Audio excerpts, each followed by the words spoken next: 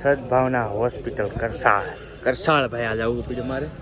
અત્યારે બહુ રેડી થઈ ગયું છે, કમ્પ્લીટ થઈ ગયું છે. સિટી સ્કેન કરાવ્યું, ત્યાર પછી રિપોર્ટિંગ લોહીનું કરાવ્યું, પેશાબનું રિપોર્ટિંગ કરાવ્યું, બધા રિપોર્ટિંગ કરાવ્યા છે. તમને ઘરે જઈને દેખાડું. સવારે મારી એવી હાલત હતી ને કાંઈ પોગાય એમ નહોતું ભાઈ, એટલી આ ગંભીર હાલત થઈ ગઈ. ઉલટીને બોલટીને કન્ટિન્યુ ઉલટી લગભગ આખા સવારે 7:30 હું જઈ ગયો, ત્યારથી શરૂ કર્યું તે અહીં દવાખાને પહોંચ્યું ને ત્યાં સુધી ઉલટી આ બધું પહોંચી ગયું છે. અંદર રિપોર્ટિંગને દેખાડું, શું કામ આવ્યો તો બધું તમને કહું આખું ડિટેલથી. વ્લોગ તો મારો ફોન તો હું ઘરે ભૂલીને આવ્યો, મને ફરી નથી દીધી. હા ભાઈબંધો અમારા જીગરજાન કાળજાને કાઢી રાતે હોકારો દેવા દવાખાનાનું નામ પીડ્યું એટલે તરત આવી ગયા.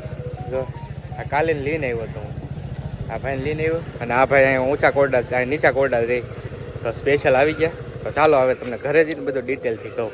હવે ફાઇનલી ઘરે આવી ગયા છીએ અને આ સિટી સ્કેન છે, સિટી સ્કેનનો રિપોર્ટ છે. હજી છે ઓલામ જોતો રિપોર્ટ. આમ તમે જોવો ને તમને આઈડિયા તો આવી જાય. આમાં એક્સરે કાઢતો કેટલા રિપોર્ટ કરે નાખાય અત્યારમાં બોલો. મેં જો આ મારા ફેફડા છે, ફેફડા પૂરા થઈ જાય એમ કે આ છે ને એક્સરે છે, આ એક્સરે કરાવેલો છે. જો આમાં આપણને બહુ ઓછો ખબર પડે. અને આ છે ને સિટી સ્કેન છે, અમારું સિટી સ્કેન કરાવેલું છે. આમાં થેલું શું છે કહું તમને, ઉભા રહો બતાવું તમને. આમાં દેખાશે તમને, આ પકડે ખાલે આમ પકડે. જો આમાં થેલું એ છે. અહીંયા તમને આ ડોટ દેખાય ને, જો એ ડોટ કિડની છે. આ કિડની છે મારી. અહીંયા સ્ટોન છે, આ પથરી છે ભાઈ. મને પથરીનો યાર પહેલેથી દુખાવો બહુ ઘણી વાર થાય. અત્યારે આ પથરી છે ને અહીંયા છે અને અત્યારે હાલ ફિલહાલ કિડનીમાં પથરી પડી છે, કિડનીથી બહાર નીકળી ગઈ છે. એ રીતનું છે આ એક્સરેમાં, એ રીતનું એવું લોહીના રિપોર્ટ ઘણા બધા રિપોર્ટિંગ કરાવ્યા છે. આ બધા રિપોર્ટ છે. આ શું છે, આ બધા રિપોર્ટિંગ કરાવ્યા છે. દવા ઘણી બધી લાવ્યા છું. કિડનીથી ટૂંકમાં નળીમાં આવી રહી છે ધીમે ધીમે, એ રીતનું છે. અને બીજું તો કાંઈ હતો નહીં. આ પહેલાં પણ આમ તો મેં એક પથરીનું ઓપરેશન કરાવેલું છે. ભાઈ ઘણાને ખબર છે, ઘણાને નહીં ખબર હોય. પથરીની બીમારી છે ને ભાઈ બહુ ભયાનક. આની કરતાં બીજું કાંઈક થાય ને તો સારું, તો કાંઈ થાય ઓલું ન થાય. આનો દુખાવો ભાઈ એવો થાય ને કે તમે વાત જવા જો. આજ મેં પાછો આ પથરીનો દુખાવો ઘણા ટાઈમ પછી ફીલ કર્યો અને જેવી તેવી પીછી કરી. અડધું રોટલી ખાધી સવારમાં અને મારે આજ કાવ્યાને સ્કૂલે લઈ જવાની હતી એટલે સવારમાં હું 7:30 વાગે વહેલા ઊભો થઈ ગયો. તો થોડીક રોટલી અસ્મિતાએ કરી તો અડધી રોટલી ખાધી, ચાલુ થઈ ગયો ભાઈ પેટમાં દુખવાનું. જેવી રોટલી ખાધી ને એવી બહાર નીકળી ગઈ ઉલટી. પેટમાં દુખે તો વાંધો નહીં, પણ હાર ઉલટી થાય, બે ભેગું થાય ભાઈ. અને ઉલટી એવી કરી ને કે આ પહાડા આધાર થઈ જાય. વાત કરો માં કામ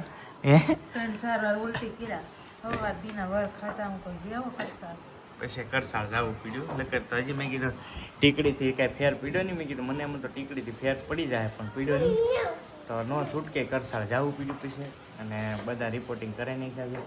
દવા ઘણી બધી આપી છે. તો સ્ટેન્ડ મૂકવાનું કહેતા સર સાહેબ, તો મેં કીધું પણ ખમો સ્ટેન્ડ મૂકીએ ને તો પછી એ સારું દુખે મને અંદર, એવું છે. ઓલા વખતે એવું છું તો સ્ટેન્ડ તો નથી મૂકાવી દીધું. મેં કીધું અત્યારે દવા આપો, મને બહુ દુખાવો થાય ને તો પછી આગળ કંઈક કરીશું પ્રોસેસ. પણ નોર્મલ પથરી છે, એટલી બધી મોટી નથી. 4.5 mm પથરી છે. આ પહેલાં ઓપરેશન મેં કર્યું ત્યારે 6 mm હતી. તો એ આવે હું 12 15 mm સુધીની પથરી નીકળી જતી હોય પેશાબમાં. પણ જ્યારે નળીમાં ફસાય ને ત્યારે એ દુખાવો બહુ હદબારો કરતો હોય. જરાક એવી પથરી હોય ને તો એ દુખાવો હદબારો થાય ભાઈ. આ દવા આપી છે બોટલ, સ્પેશિયલ સ્ટોનની છે અને ટેબ્લેટો આપી છે બધી ઘણી બધી. આ ટેબ્લેટ તો જો અમારે કાવ્યએ ખોલી નાખી. દુખાવો થાય ને તો જ પીવાની છે. આ દુખાવો અત્યારે નથી ભાઈ. પથરી અને ખાસ જે લોકોને પથરી ફીલ થઈ છે ને એને ખબર છે પથરીનો દુખાવો કેવો હોય એમ. આ દુખાવો એવો હોય ને 1 સેકન્ડમાં ગાયબ થઈ જાય ફટાકે, તમને કાંઈ હોય જ નહીં પછી. પણ જ્યારે આનો દુખાવો પડે ને ત્યારે તમને બોલું થાય ને તો કોઈક જોઈ જાય ને તો એમ થાય તો નાટક કરે.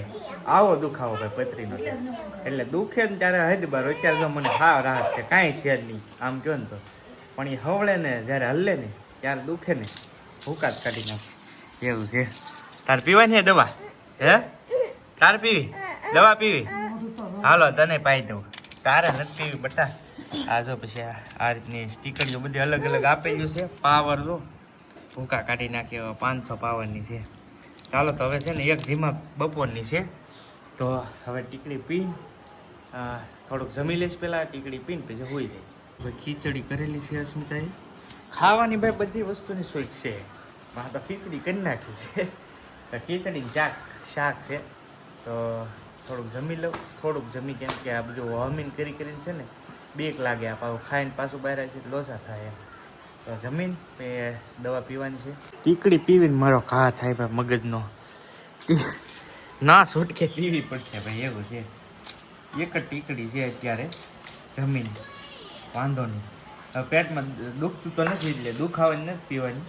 પણ આ એમનેમ છે જેમાં પીસી 500 પાવરની એક ભેગીને હોઈ જાય એવી બપોરે. અને આ બાટલી તો 3 ટાઈમ અડધી ચમચી છે ગ્લાસ સાથે, પાણીના ગ્લાસ સાથે. ચાલો પી નાખીએ. 500 પાવરના 250 કરી નાખ્યા કેમ કે ગળે નહીં ઉતરે લકર એવું છે. ચાલો પી જઈએ. જુઓ તમે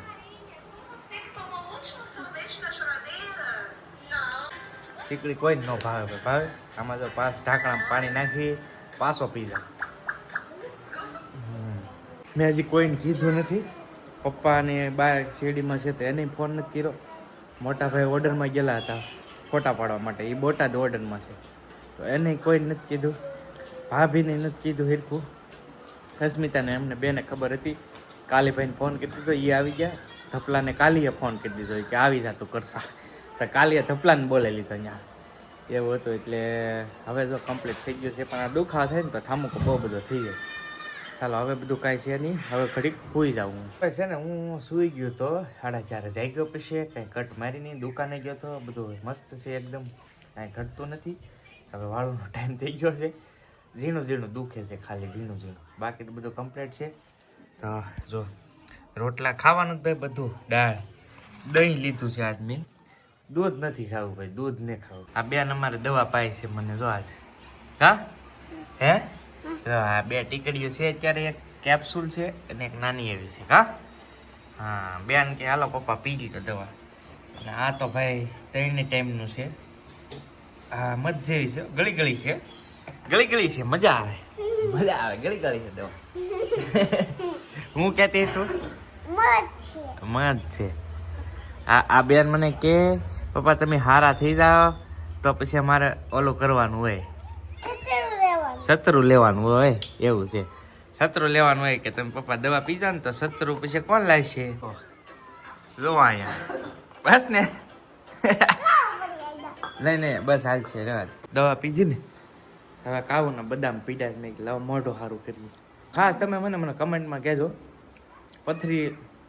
પથરી માટે શું બેસ્ટ રહે ટૂંકમાં. તો ખ્યાલ આવે મને ટ્રીટમેન્ટમાં. પથરી જો કે એક નોર્મલ વસ્તુ છે. સ્ટોન બધાને હોય જ તે કિડનીમાં. પણ અમુકને નીકળી જાય અમુકને ન નીકળે એવી થાય.